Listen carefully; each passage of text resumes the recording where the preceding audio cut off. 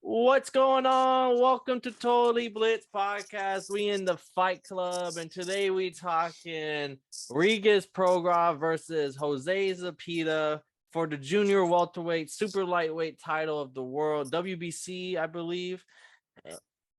But as always, go down, like and subscribe, comment down below your pick for this fight because this really is a 50-50 fight.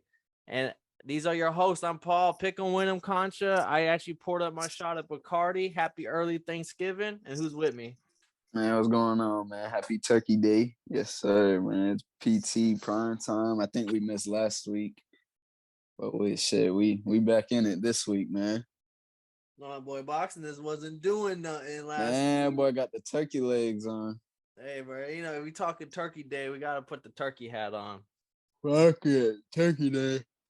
Well, shit, 140 pounds. Honestly, some people still Josh Taylor might be the best fighter at 140 right now. Who knows? But Prograis' only L is to Josh Taylor. Zepeda, he's coming off of a fucking second round KO, get this fight. But these are honestly number 2, number 3, maybe number 4. Like these are without a doubt the top 2 guys in this division right now. Yeah, no cap, bro. This shit's low key about to be some fireworks. Like, I feel like styles make matches, you know what I'm saying? This shit is about to be some fireworks, bro. Both of them got popped to them. Both of them got clean knockouts. Fucking They both Prograis, have crazy boxing skill with the pop. right, exactly, bro. Like both of them got like real good technique. Defense is on point. They got the pop, and like they arguably the two fucking top and at 140 right now, or at least they up there, top 3 at least. Yeah, that's just gonna be a good ass fight, bro. You know what's funny, bro? I didn't know this, but Regis 2021, he fought off the Paul and Askren card. Yeah, bro. That shit, I was like, what the fuck? And he fought like a bum, bro. And it was like a fucking like weak ass, like he was just dominating. Yeah, he was like a sponge. I remember that fight now because it was like not the co-main event, but the third of last fight. And I remember him being like minus 10,000 odds, and I was like, who the fuck is he fight? Like this is some crazy. Yeah, cause it's crazy because Prograis is like a dog, bro. Like he's kind of like the boogeyman.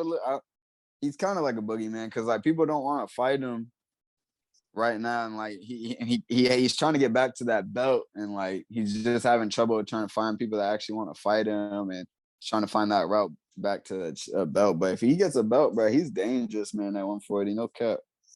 Well, I'm happy we get to see because Jose Zepeda, I mean, he has 2 losses. One to Terry Flanagan, where he did dislocate his shoulder in the second round. They had to just call the fight. And then the other one, he lost a majority decision to Jose Ramirez, and that's the other dog in this like race where it's like it's hard to say these are the top 2 guys because Jose Ramirez might be at the. I mean, 140 is pretty deep, honestly. Yeah. I mean, not deep, but there's some guys out there. It's gonna be some good fights. Yeah, the top 4 is solidified. I feel like at 140, like top 5 at 140 solidified, and it's these 135ers trying to move to 140 right now. Right, it's like you got some dogs you got to knock off if you want to get into those belt shots. Facts. No, that shit, and it's gonna be interesting when everybody starts fucking fighting. Those belts go vacant. It's just gonna be interesting how that shit plays out. Well, we don't know if these belts are going. I mean, Taylor's belts are going vacant, but these boys are fighting for one of them, and I know they're probably gonna be hungry to go clean up the rest of the belts. So let's make our picks. Like, how do you see this fight going? Are you leaning towards somebody already, or are you expecting this a 50? You don't know how to go yet. I like Zepeda, but the thing about him, bro, like he be taking shots. Cause you go back to that one fight where I can't remember if it's knockout of the year or fight of the year. Could be knockout though. But it was, it was back and forth. He got dropped like 3 times. Like he looked like he was out of the fight himself. He ended up coming back, knocking the dude out on some crazy shit. Like it was like a back and forth, like crazy ass fight. I remember watching that shit live, bro. I was blowed. But he was taking heavy shots in there, and like thing about Prograis, bro, his defense is on point, but he got some fucking pop to him, bro. He comes down with that straight left. Got some of these. That shit's gonna be mean, but I mean, so does Zepeda. So it's like I wouldn't want to say 50-50, but I'm gonna go Regis, bro. Like, I think he's on a revenge tour almost to get back here a belt and fucking kind of just dominate that 140 again. Because he was at one point until he ran into Josh Taylor. So he's still a demon though. Yeah, I'm looking at the odds right now. Regis is favored in minus 240 to Zepeda's plus 190. So these are very close odds for fucking boxing. I'd be very surprised if Regis like gets clipped or like gets knocked down or like really hurt or some shit. I mean, he like the other dude, he got popped to do it, but Zepeda likes to not brawl, but he likes to like get in there. Like that's what I'm saying. That's what he's like known for. That's why he coming. Yeah, he has like a 3.5 reach advantage, but I just don't think he'll use it. Like there's some people who I can say will box from the outside, and he's not someone who I expect to box from the outside. And Regis, I mean, other than Josh Taylor, I mean, his resume was perfect, and Josh Taylor only won a majority decision. It wasn't like it was an ass whooping from start to finish or anything. It was a very good fight.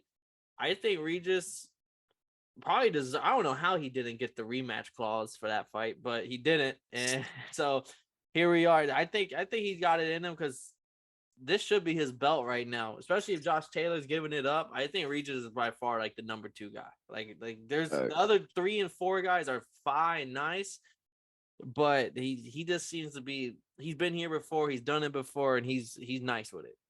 Yeah, people don't want to fight him, so I mean, this is his opportunity to finally get that belt again and start fucking knocking these names out until he runs into Tio.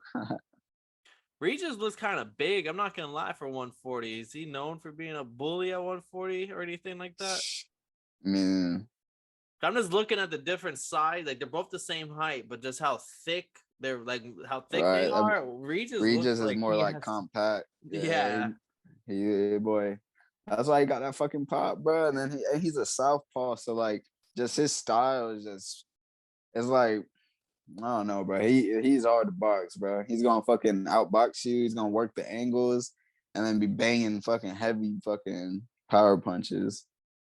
I will say Zepeda is fight. I mean, it's not his home, but he's from California, La Puente, California, and this is a fight that's happening in California. So maybe he has a little hometown back in hometown cooking and everything. Yeah. I don't want to do it. I think Prograis is winning, but doesn't make things aside. I'm gonna take Zepeda just because my Mexicans can't keep fucking losing, bro. We gotta fucking do something. We gotta huddle up and we gotta talk. All right, Dolly, come on, let's do this. We gotta talk right now, right? Because this shit is getting bad. We can't have 3 back-to-back pretty big main. I know it's not a big main event, but in the boxing world, these are 2 of the best fighters right now. So we can't be losing consecutive main events. We got to put on for the culture now. Facts. No, it's gonna be a good ass fight, bro. For real, I'm gonna be excited to tune into that one.